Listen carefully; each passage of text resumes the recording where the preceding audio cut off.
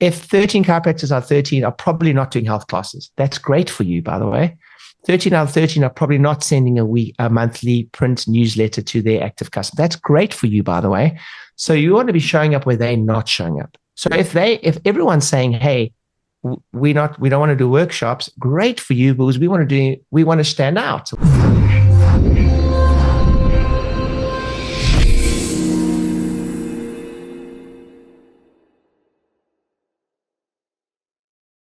Well, welcome everybody. Dr. Ron Oberstein, president of Life Chiropractic College West, and welcome to another edition of our Life by Life West. I've got my phenomenal co-host with me, Dr. Mary Oberstein, my everything. Hey, Mary. Hi. It looks like we're so far away. She's actually in the next room, and we're just excited to have this episode. We've got a good friend of ours who we've known for probably the last, 7 years, maybe. I'm not sure how far back, but we've got Dr. Ryan Rieder with us. Welcome, Ryan. Thanks. It's so nice to have you here. Be on the call with you both. And it's funny when people say 7 years, you're like, wow, it has been probably longer, even 7 years, and done a lot of stuff together. So it's really cool to be on the show with you guys. Yeah, and we're thrilled to have you. Ryan's coming to us from the UK. He's kind of a bi-coastal guy right now. Just recently moved to Florida. He's living in Sarasota, the second home of BJ Palmer.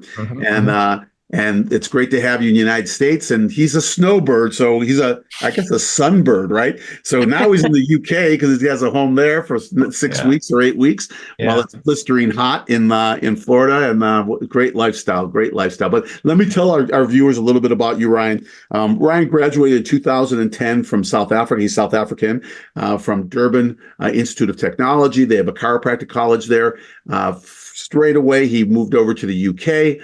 Did an associateship for a couple of years and went into business with a guy where they started with 2 practices and immediately within a couple of years went to 8 practices. Did absolutely phenomenal there. They did about $7.5 million a year minimum in those 8 practices. Brought in tons and tons. The number I have is 10,000 new patients every year, which is just incredible. And I know that's kind of like your moniker, the new patients, that kind of thing. And he sold those businesses, and now he's doing consulting and marketing. We'll get into what you're doing, but just doing some really cool stuff and bringing chiropractic to a massive amount of people. And I think that to me is the most exciting, right? Because we're creating an awareness out there to bring people in. So just thrilling, man, just great. So we're going to jump in. And I'm Mary, I just want to just start off by asking Ryan, how did chiropractic find you? Yeah. It's interesting for me. Well, first of all, talk about Sarasota. I arrived in Sarasota, and you said second home to BJ Palmer. The very first thing I did when I arrived in Sarasota, I went and found the house. Yeah, on Washington Street. I stood outside there by St. Armand's Circle. I stood outside like a weirdo and took a selfie outside some random guy's house, as you do. It's sold now. It doesn't belong to Dr. Williams anymore. But I heard. So the question was, how did I find chiropractic? Yeah, my story is quite unique. I was very involved in sport at school, and I had no idea what I wanted to do. All focused on is sport, and I was a good sportsman. I played junior national water polo. I swam for 4 hours a day, did all that. And then my neighbor, who's actually a consulting client of mine now, and a good friend of mine, he was going to study chiropractic, and I'd never been adjusted. I'd never been to see a chiropractor. And the true story was I went across and observed a chiropractor, Dr. Moolman, in Port Elizabeth, South Africa, graduated in the US.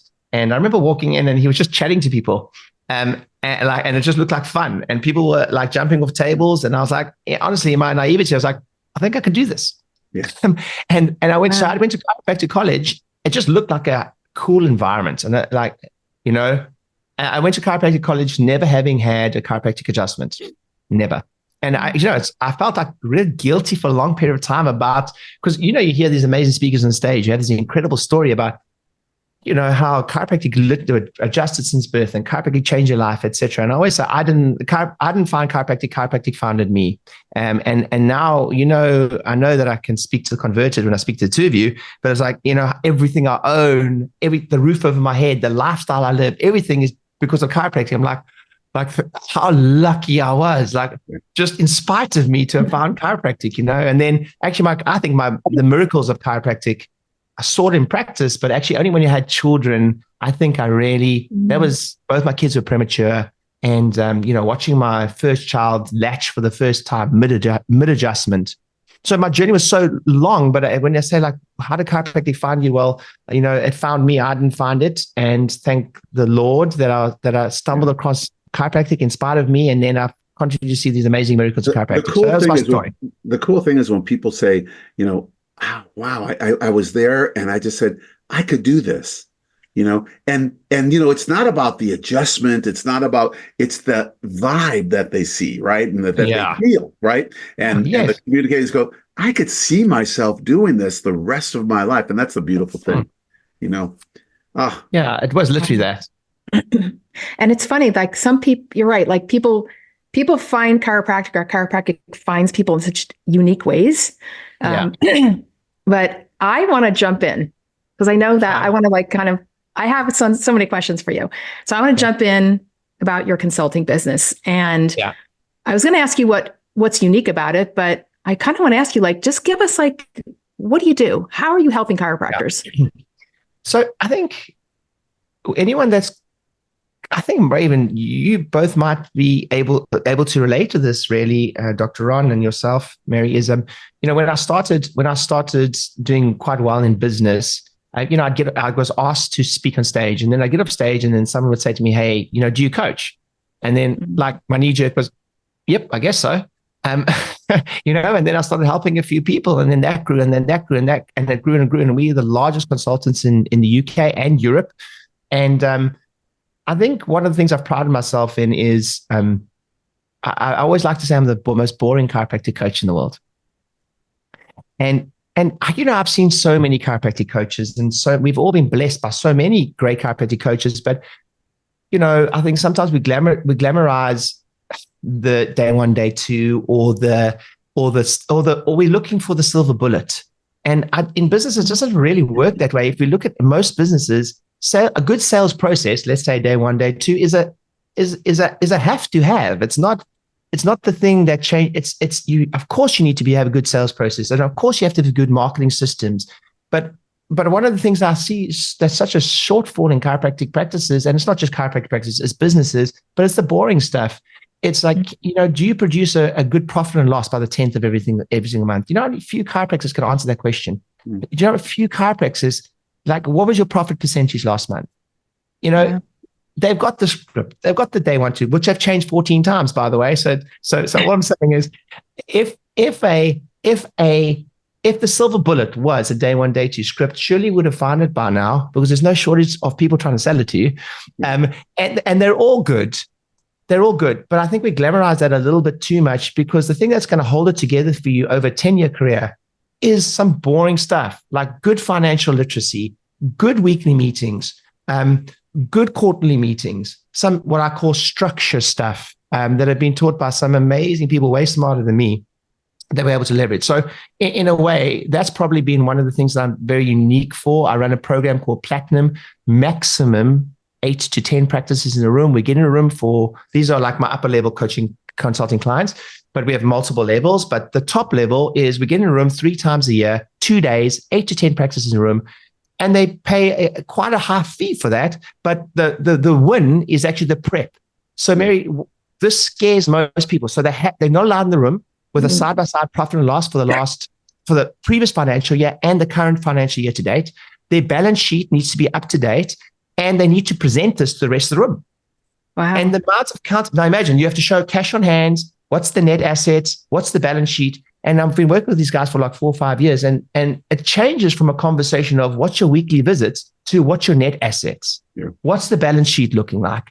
Now, there's not too many people having those conversations. And I'm really proud of that. It's like, and it's slow and rhythmical, and it's less about, Tony Robbins says this, people underestimate what they can do over 5 years and overestimate what they can do in 90 days. So it's like, hey, what's your balance sheet look like in the next 5 years? So in a way, that's kind of my thing. And I know I started with marketing. Most people that come to me for marketing help don't need marketing help. Right. They just need to convert or retain better. So the problem is never the problem.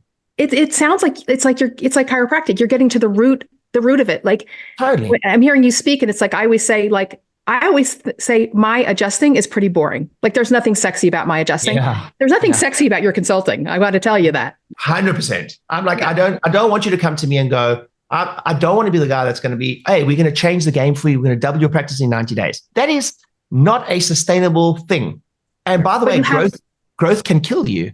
So you have high accountability too of telling people like, show up, you're going to do some really hard work in the beginning that you're going to hate with numbers. And it's going to show you how awful your practice is. It's kind of what it is, really. But I'm going to help you. You know, the truth is this. The truth is that people aren't raised to understand business. Right. You know, and think about this. They're given a credit card and they just go spend. And usually when they get their first bill, you know, they go, what's this? Oh, I have a minimum payment. Then year later, you know, they get the statement that says, oh, you're such a good person, you don't have to pay this month. And they go, oh my God, that's awesome. I must be a really good, good person, you know, or good business, you know, whatever. And the truth is that people don't want to look at the hard stuff, you know, and so we're kind of geared into that from the very beginning, you know, not having any accountability around money. And I agree with you, Ryan. You know, if people have their business in order, they can then fill their doors based on what their business, you know, what their business model is, right? You know, but we tend to have it differently, right? And, you know, we think, oh, I'm just going to get everybody in and I'll figure out the business as I go. And the truth is they're both super important, you know? Yeah, which is appropriate at times. So I'm just enjoying that space at the moment. It's a great space to be in. You know, Ryan, I had a conversation yesterday with somebody, and we were talking about this. He's a great business guy, and we're talking about this. And, you know, the truth is that I can take a servant, because I really want our audience to hear this. You know, I can take a servant, and you can also, and teach him business. But it's hard to teach a business person to be a servant, to have a servant's heart. In chiropractic, what you got turned on to when you were in that office, I think, oh, I can see myself doing it was the service. Absolutely. You know, and I love what you're doing because you're bringing this to the people, and hopefully the people that are in that room are servants, so that not because, boy, you teach a servant how to run a business, man, it's going to be like, you know. Yeah. I've got to say, the less they do, the less the servant does in the practice, the busier they get, but that's not abdication. We want the chiropractor being the chiropractor. We want them serving. We want them looking people in the eye. We want them just being present. But the anxiety of not knowing if I have enough tax saved or whatever, it takes you away from servanthood, because you can't be present when you're thinking about that, when you're multitasking, you haven't got the team in place. So yeah, that's I really enjoy that space, and I think it serves a lot of people to be told that. And actually, we have some amazing consultants in the chiropractic profession, and they've done a really good job with a lot of people. But sometimes I worked with a chiropractor recently. He's 300 visits a week. He does really well for himself, etc. But actually, when we looked at his tax allocation on a monthly basis, we realized he was way behind. And all of a sudden, he went from making really good cash flow every single month to going, oh my goodness, I've got to catch up with myself at like 10, 12 grand a month to make the next tax allocation. And it shouldn't be the case when he's been seeing 300 plus visits a week for many, many years. Yeah. He should be, and if he'd had his financial literacy in place over the last 5 years and had a tax pot and a tax and an estimation every month, he would be in a really good spot, you know? So it's not it's not chiropractic. It's not his lack of being able to convert people or new patients, or him being a great chiropractor. He's a phenomenal chiropractor. He's actually a teacher within chiropractic, and he teaches an incredible adjusting course. He's an amazing human being. And he would be like, this is the only thing that let him down was his financial literacy and his cadence and his support team. He's an incredible chiropractor, heals people. His testimonials are outrageous. People with amazing miracle stories. But he's in my room to learn the boring stuff, and he deserves so much kudos for that. Yeah. And let's face it. I think if you surveyed 100 chiropractors or 1,000 chiropractors and said, what is the most stressful part about your job? Yeah, I think 99.9% would say the business. You know, they love being in the room. They love taking care of people. They love being at the table. You know, it's not that. It's the business, you know, and like you said, if you get rid of that subluxation, right? and get that in order, the sky's the limit. I'll also add this. This is not coming from a place of, I'm a businessman, and you guys have been in so many businesses, and Les Brown says you actually teach the thing you most want to become, not the thing. It's normally your biggest skill set comes out of pain. So this, what I'm teaching now, comes out of pain. I was there. Yeah. This is not like I didn't have this stuff all waxed. I was always good at sales and marketing, but the biggest challenge I ever had in business had to do with lack of financial literacy with a finance director and a challenge there. It wasn't, I was great at selling. I was great at marketing. The only challenge I ever had in business had nothing to do with those two things, getting new patients and converting. Everyone wants to get new patients and convert. Well, hey, you can be pretty good at those and still have a tough time sometimes, So your blessing, often comes out of the challenge, and you learn how to do that, and you strengthen your weaknesses sometimes. So, just for anyone listening to this, if you feel like, hey, this is your challenge, like, don't worry. I was there too. I'm sure Dr. Ron can say he was there many times, and etc. And so yeah, just to share that, it doesn't come out of me being perfect in that. It comes out of me understanding that I have to be perfect. And you said it. I'd rather have someone who's a great servant, and you can teach this stuff. This is not complicated stuff. No. This is a panacea. Many accountants can help you with a good profit and loss. Many people can teach you what a balance sheet is. Not many people can serve at high levels in chiropractic. So I'd rather you start with a big servant and learn the other stuff. That's right. And it's stuff that people avoid in life, isn't it? Isn't it crazy? They avoid the money. They avoid so if they don't look at it, they just avoid it. And I just want to share this with both of you.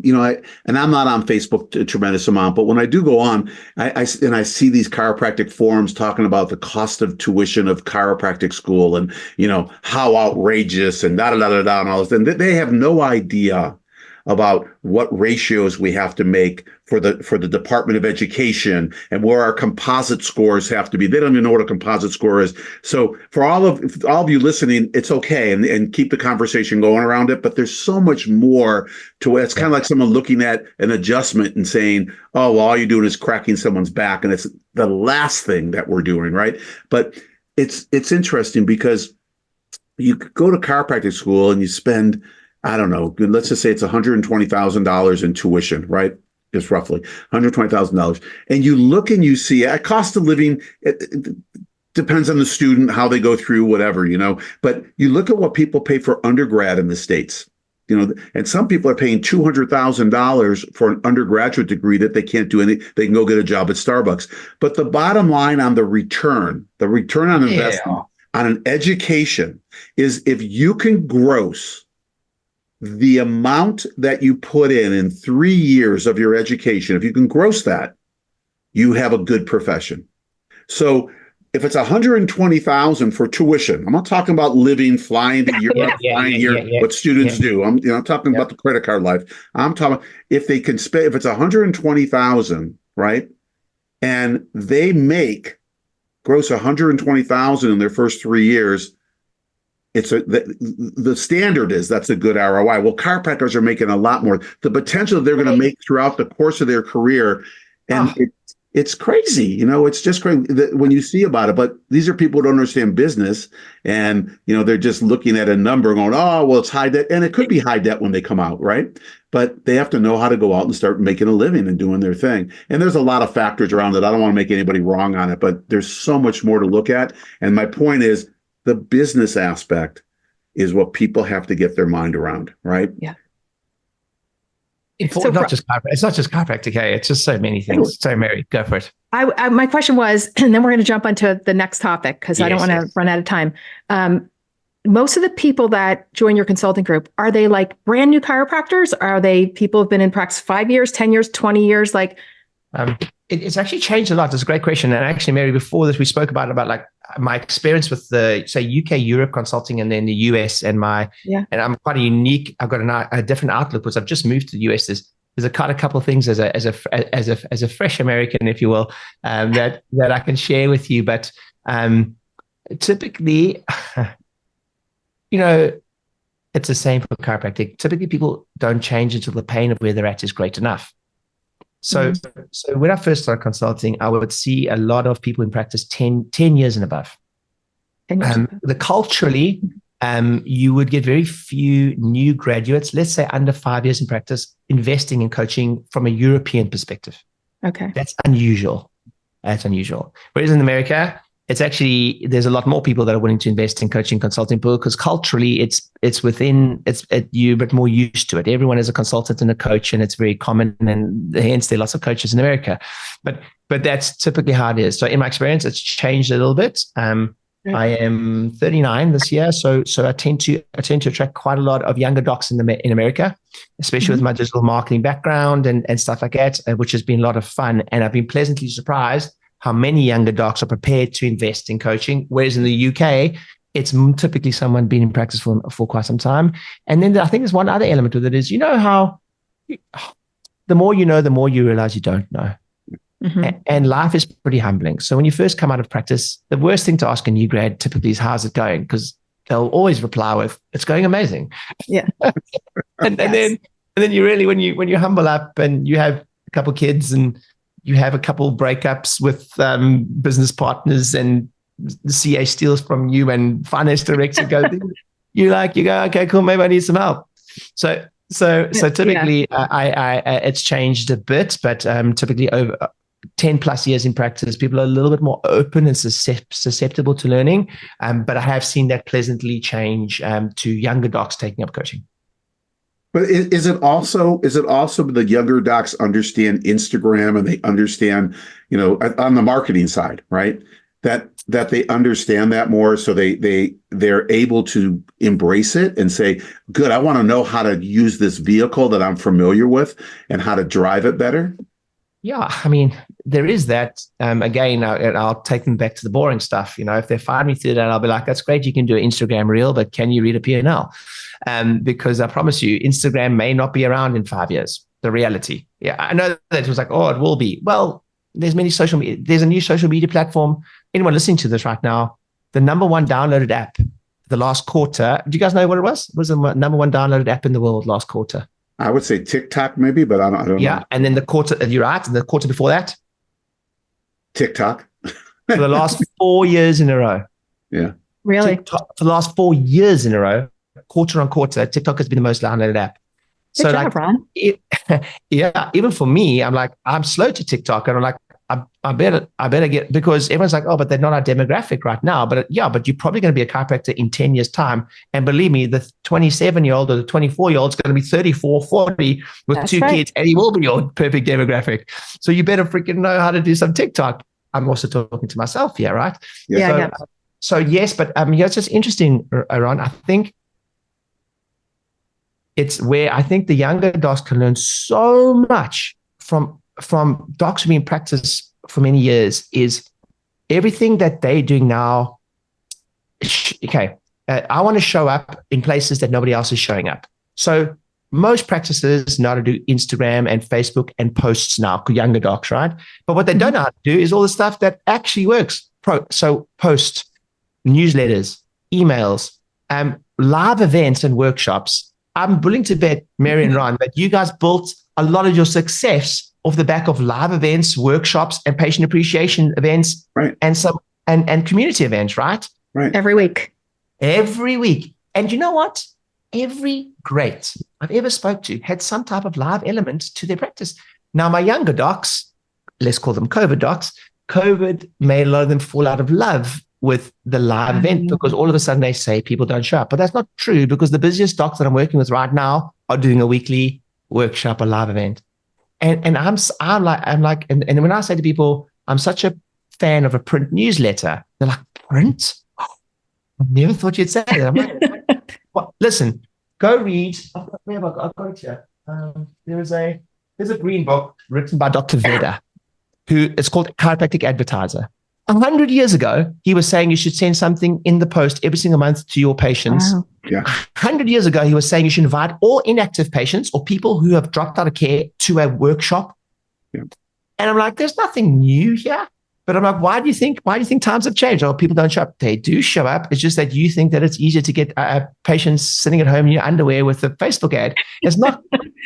And then you want quality. Well, it doesn't work that way. You can't get quality, the speed at which they find you, like the more time with you, like a patient appreciation event, and they read your newsletter and they read your email, those are going to give you higher quality. Yes, there's a bit more work, but that's how it works. It works. It's quality comes from spending time with people, whether that's in newsletters or print or whatever. I love talking about this stuff, especially with chiropractors being in practice for many years, because you can attest for the fact that you built your practice off the back of this stuff. And a younger doc, I'm going to tell you now, don't ignore that stuff, because I promise you, whether it's Donald Trump, who won the previous election before that, he didn't do that off the back of Zooms. He did it off the back of flying around and doing live events. Right. I can talk about this stuff, so I'll shut up now. No. But it's true too, is that, I think one of the biggest things we hear, at least in the chiropractic world, is that, oh yeah, my patients, they're not getting the story. They don't understand what we're doing, yada, yada, and it's like patient education is the most important thing, and having live patient education. Mary, we did a health talk, a workshop every week. For 30, something years straight. I mean, just continually do it. And what they don't realize, it's really for the doctor. The patients get a lot out of it, but they get to meet it, but it's really for the doctor to get re-dipped every week. Mm-hmm. But the key is this, is like, how can you expect someone to come to a consultation for 20 minutes, 30 minutes, a report of findings for 20 minutes, 30 minutes, 10 minutes, 60, whatever it is, and expect them to get it when you got people sitting in school with you, that sat in school with you for 4,000 hours and didn't get it, right? And so it's that, I love what you said, Ryan. It's that personal, and our whole success in chiropractic. Chiropractic gets results. Chiropractic is incredible. Correcting subluxation, having the nervous system function. There's nothing better, and it's always going to work. No matter who applies it, it's always going to work. Yeah. But the experience is what the patient has, and they want to come and be in your office, be on the table, be with you for whatever time period that is. It doesn't matter whether it's 30 seconds or whether it's 5 minutes. It doesn't matter. It's the live aspect that they love, and I love what you said, because it speaks right to it. Good. I'm glad, but I just want someone to listen to this who's listening now and go, I know there's going to be someone that rolls their eyes listening to this right now and goes, but that sounds like a lot of work. And then I normally reply to them and say, well, you want to be paid the big bucks, don't you? Yeah. And if you want to be, let's talk about financial, or you want to serve on the big level, don't you? Well, it's interesting because, it's a good example. One of the last times I saw you, Dr. Ron, was actually in the UK, where you flew all the way over to the UK for a recruitment effort. Now, here's the thing. How many people, let's say there was 25 potential students in the room, right? Yeah. Most chiropractors won't show up. They're like only 25. And it's like, it's in their practice. Yeah. And they're just here, and they just have to walk out a room and they can facilitate a talk. And I've flown across the country for 5 people. Yeah. From UK to US. You float, and it's like, no, come on, let's have a reality check here, chaps.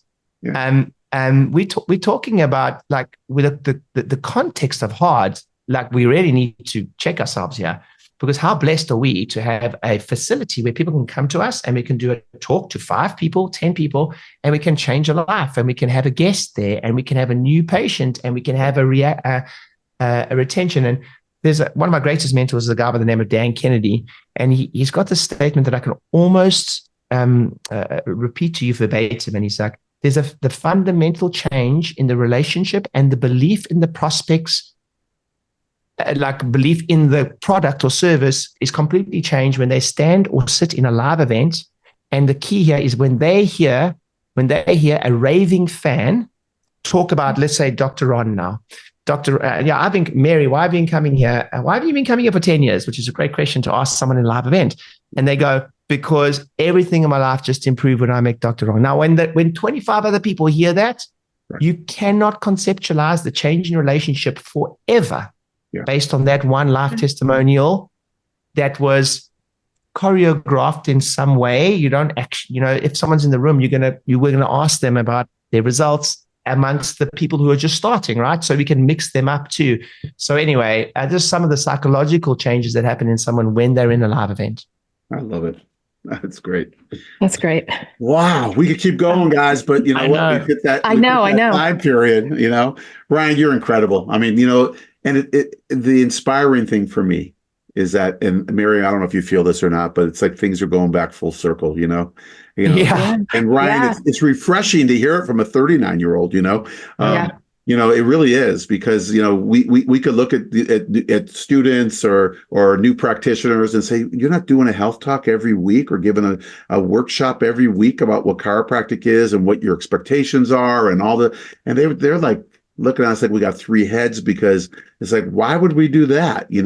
People won't show up and people won't do this, and I could just do it on Instagram and I can just send a video, and that's not as powerful. I know we have to go from a time perspective, go hard stuff, but I think I'll just quickly bring a circle from me arriving in the US. Arriving in the US, we are quite blessed in the UK and Europe in that the ratio of chiropractors to civilians, if you will, people is a lot less than chiropractic, and you got way more chiropractors to people in America, right? So I arrived in Sarasota and I drove down the street called Clark Street, and we now like spot the chiropractor on the street. I think we were like 13 chiropractors on one street. Okay. Now, if 13 chiropractors are probably not doing health classes. That's great for you, by the way. 13 out of 13 are probably not sending a monthly print newsletter to their active customers. That's great for you, by the way. So you want to be showing up where they're not showing up. So if everyone's saying, hey, we don't want to do workshops, great for you, because we want to stand out and we want to do something different. Right. But my bet is they all got a website. Hey, they've all probably got an Instagram page, right? So if 13 out of 13 are doing a Facebook ad in the area, good luck trying to make that work. But guess what? Very few are going to be doing a weekly workshop. That's right. Very few are going to be prepared to invest in a $1.50 newsletter to your patient that's been coming for 10 years. Yeah. Like, that is not a big investment for someone that spent $20,000 with you and their family. Yeah. So, but you're prepared to spend $100 to get a new patient on Facebook, but you won't spend $1.50 to send someone a newsletter who's already spent $10,000 with you. It's insane. Right. But we all do it in our business. And I know we have to end there, but I just want to say thank you so much for having me on here. I really appreciate it so much. And I'm enjoying my journey in America so much. And I always love connecting with the two of you. You're amazing. So thank you. We'll bring you back on. We want to hear about this, because we really want to hear the next time we talk. We want to hear, what has it been like? Like did you land on Mars when you came to the U.S. or did you land? Are you in heaven? Or are you in hell? Kind of deal. We'll save that conversation next one. We will. Hey, before we get off, we're going to ask you a question. Okay, we've kind of changed our context of the question that we ask for all of our guests on Life by Life List, and I'm going to do it today. It's just a simple question. First thing that pops up in your head, it could change. The next time we ask you in 2 minutes, it could change. So the ethos of Life West is lasting purpose: giving, doing, loving, and serving out of one's abundance. Okay, right? Expecting nothing in return. So giving, doing, loving, and serving. Out of those 4 words, giving, doing, loving, and serving, which word right now at this moment resonates with you, and why? It has to be serving for me. Bill Nightingale's book, I think it was, said the person that serves the most is the richest, and rich in different ways. It's not money rich. It's the person that serves the most. That always stood with me, and I was like, okay, just serve more. Everything will be okay.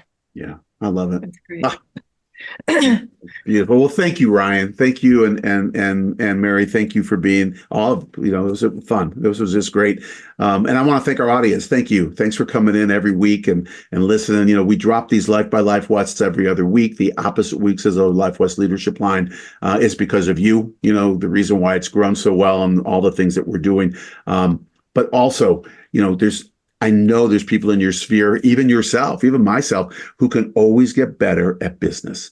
So please pass this to people so they can hear some of the pearls that Ryan dropped, just to maybe stimulate something. And we'll have things underneath, obviously, that we're flashing that you can be able to latch onto and find out more about Ryan Rieder. But just share these, because there are people out there who are such good servants, such good healers, and they just need to have that adjustment above Atlas to get their business in shape so they could be freed up to do what they were meant to do, and that's to really heal the world. So I'm just enamored, and Ryan, I'm inspired by what you shared and who you are and what you're doing. So thank you, and until we come back at you guys again, just know that we love and appreciate you. You are far more greater than you were ever led to believe, and that within you is the answer, not out there, but within you. And all we have to do is just keep tapping into it. So see you next time. Bye-bye.